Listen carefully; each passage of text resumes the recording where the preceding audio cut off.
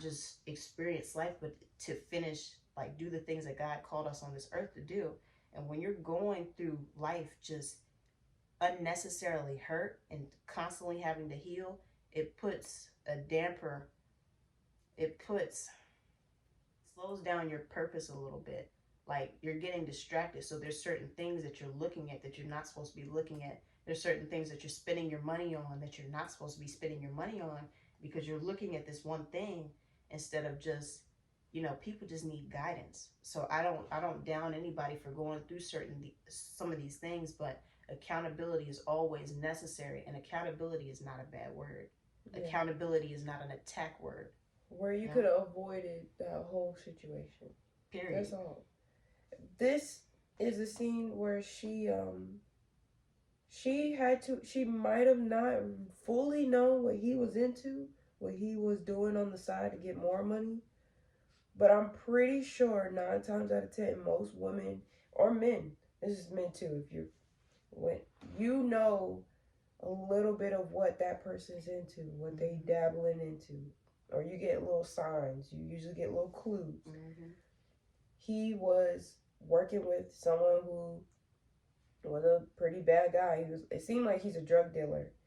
And now this is exactly what happened to him by getting caught up with this dude. He comes back in his life and says, I need you to be my lawyer. Yeah. I need you to take care of what is going on with me. And then he's like, I'll give you this much money if you take care of it. I need you to make sure I don't get put in jail. He's trying to tell him, like, this isn't my, problem, and I can't force them to not put you in jail. He's already stated to him, I don't know for sure if I can get you out of this problem. And he couldn't get him out of the problem. And that's why you don't get caught up with certain people. Yeah. You don't get caught up with doing certain things, because certain people, their minds work so differently. Like, there's so many people on this planet, man, it's crazy. And then they think completely different than us. They really feel entitled to your life. They feel entitled to the fact that, well, I poured into you. I helped you out. I helped you even get to this point. So you need to help me. You have to help me. And so this is exactly what happens.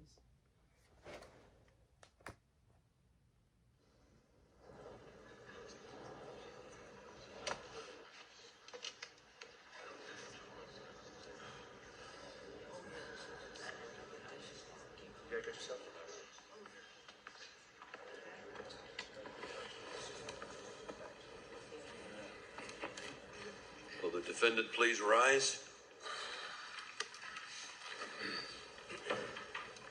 Mr. Foreman, has the jury reached a unanimous verdict?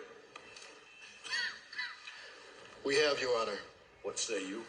We, the jury, find the defendant, Jameson Milton Jackson, guilty. Quiet! I'd like to thank the members of the jury for their duties. Take him away. Sentencing will be in 3 weeks. This court is adjourned. Good looking out.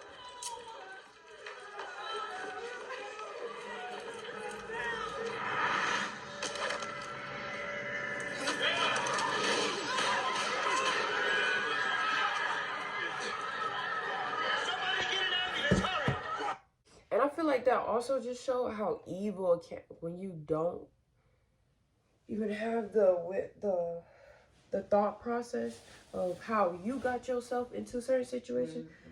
That dude that he messed with and had history with, that dude clearly don't have any accountability. Yeah. Because he came to him asking him to help get him out of this situation. And because he didn't get him out of the situation, he threatened him and said, because if you don't help me out, I'm going to kill you. And you see, somehow he gets a gun in court. Yeah, that had nothing to do with him. Somehow gets a gun in court and successfully shoots him. After that, the whole spiral of just karma just starts going through his life, but with her too. So that just shows things can be dangerous. It can get serious. Some people really don't really care for you. They probably was real close and everything. And I'm not saying not everybody is like this, but why even chance it? Why even chance people around you like that? Like, and it's also like, I mean, if you want to think of it that deep, he kind of put other people in danger too. That man could have been like, okay, I'm gonna come after your family, or I'm gonna shoot somebody else. Like, he could have shot somebody else. So it's not even worth the time.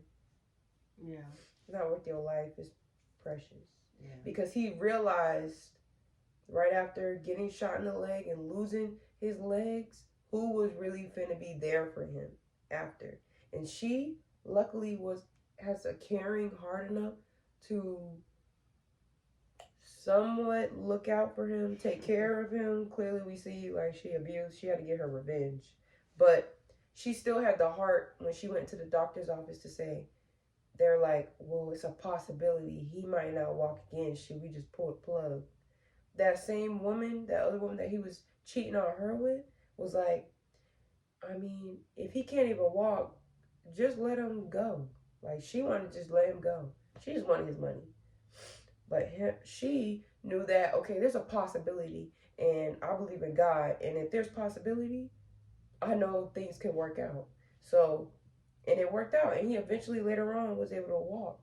So, and that it also reminds you to not take things personally when it comes to stuff that people do, because it's really spirit. It could be true. In our opinions, it's spiritual.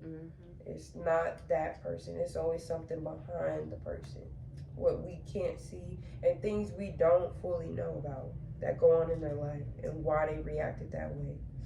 So don't even get caught up in feeling like this is my fault completely.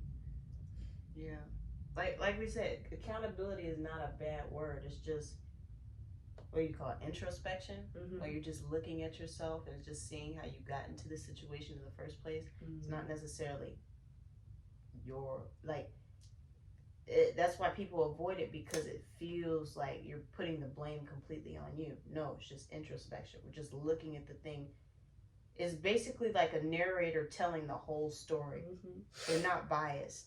Like a person, omnipresent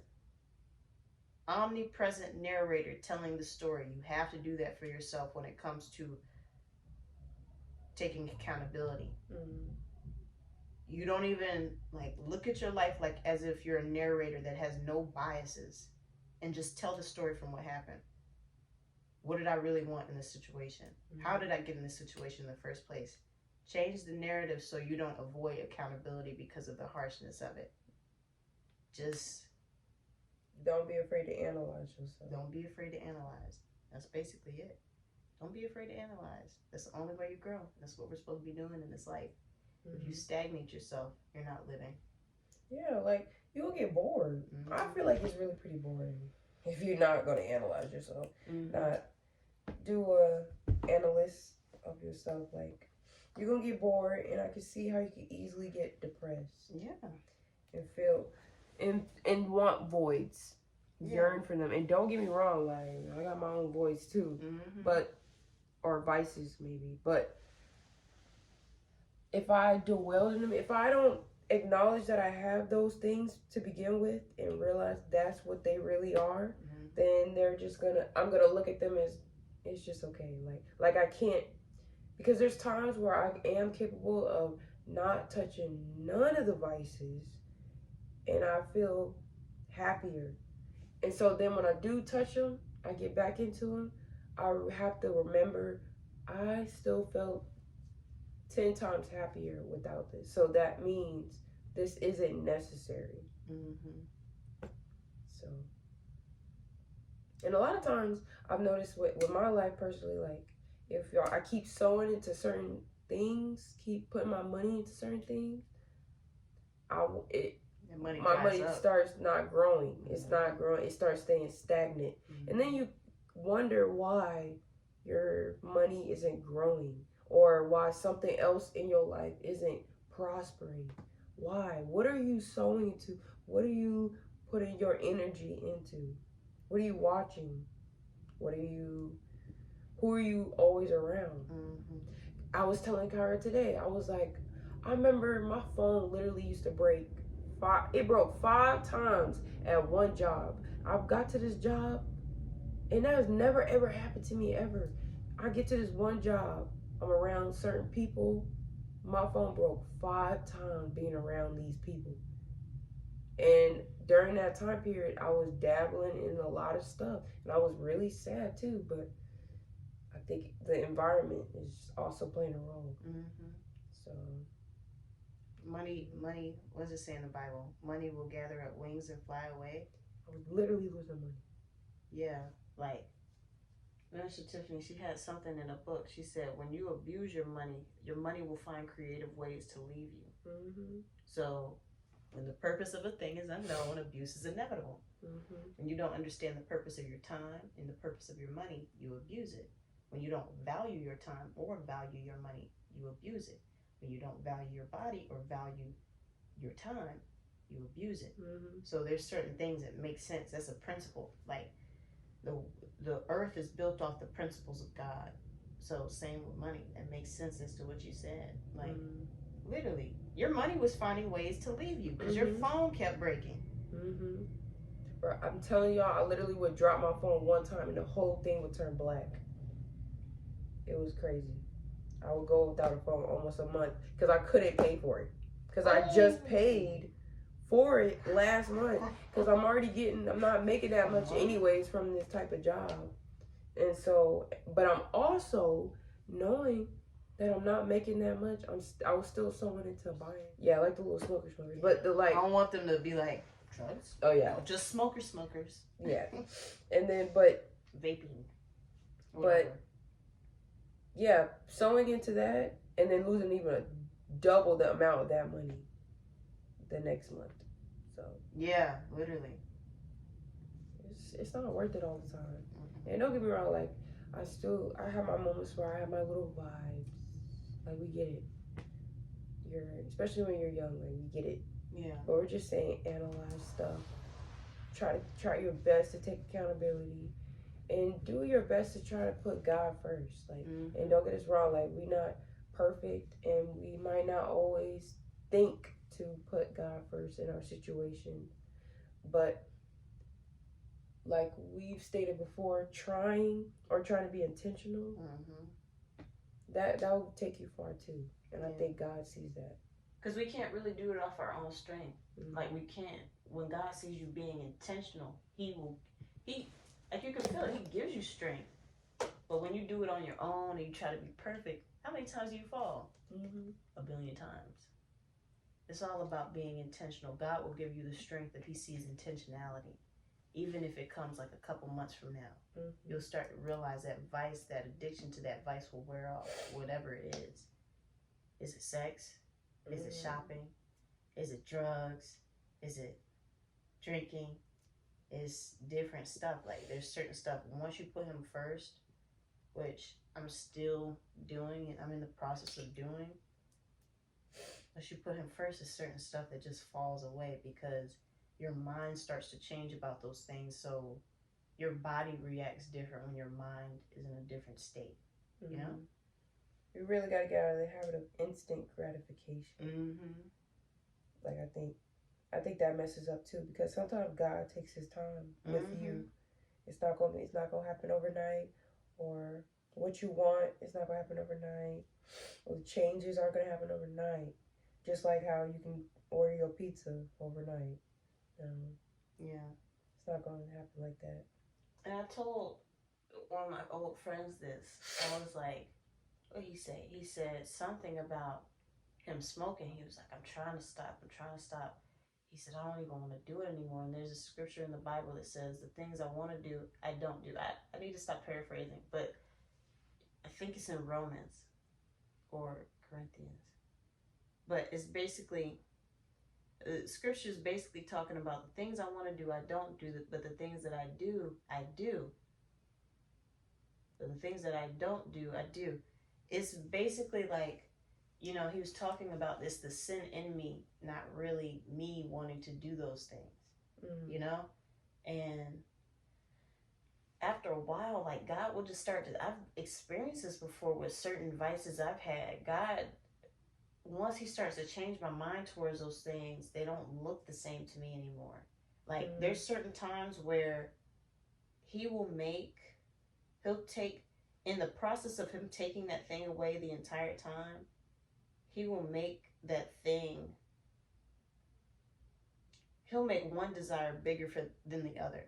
Like if your fear is bigger than your desire for something, more than likely you're going to choose that fear over the desire. If that makes any sense. Like if your fear of smoking in front of the police is bigger than you wanting to smoke right now, what are you going to choose? You know?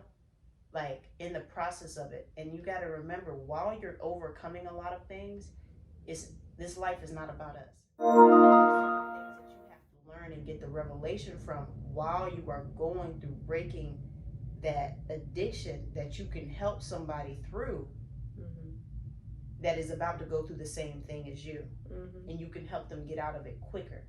So think about that when it's taking a little bit more time. God, what do you need me to learn right now? Help me to learn this thing, because more than likely, like, God's not really, you might want, like, if we just all woke up perfect the next day, what did you learn? You know? There's certain things that God wants us all to learn so we can help other people. Because if he didn't care about the other people, boom, you just change the next day. That's it. You know? Right. I also think you guys should watch the movie Lady in the Water. I feel like that helps with understanding you have purpose. Like it could be so little. What's this lady? She made this book called Distinctly You, and she had this quote. I think it's Cheryl Martin. Cheryl Martin, that's so familiar. Yeah, you are perfect for your purpose. You are literally perfect for your purpose, from the way you're designed, from the way you speak, from the way you move. Even though those things can be improved, God is very intentional with how he designed us. So when we feel like we have no purpose, we don't realize that this world is so much bigger than us. Because sometimes we want all the attention on us, but sometimes our attention is supposed to just go on one person that's supposed to touch billions. You know? Because it's not just about you. Because also in Lady in the Water, we found out that one of the guys was writing a book. And that book was going to be so powerful that it was going to trigger people in a good and bad way. But it was going to be so, that good was going to outweigh the bad. That's going to happen from the outcome of this book. But to the point where that book is going to help inspire someone else to change the world after that. Whatever you do in life with being intentional, just trying to put your best foot forward. If you don't even know what your purpose is right now, just trying your best to put your best foot forward. I feel like that's going to get you somewhere to the right path. So even if you don't want to look at nothing spiritually, you don't want to look at nothing religious, if you just don't want to think that way, just doing your best to be putting your best foot forward in everything you do, and realizing the value within people and everything will just help so much. Realizing the value within people. Yeah, people are very valuable. Yeah, when you treat them, usually you can see when other people like treat people with value, realizing they have value. Yeah. Yeah, it just hit me. It just hit me just now. But thank you for chatting with us. And I hope that we can make more like this. And I hope y'all enjoyed it. Yeah. And learned something. And if you don't, just go watch those movies then. If you didn't understand nothing that we said, just go watch The Diary of a Mad Black Woman. And see what you get from it. And see what you get from it. And then come back and comment. Do I want my life to look like this? You guys.